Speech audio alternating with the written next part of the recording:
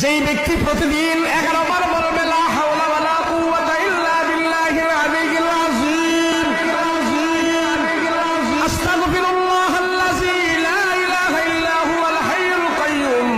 ওয়া আতুবু ইলাইহি, লা হাওলা ওয়ালা কুওয়াতা ইল্লা বিল্লাহিল আলিয়্যিল আযীম।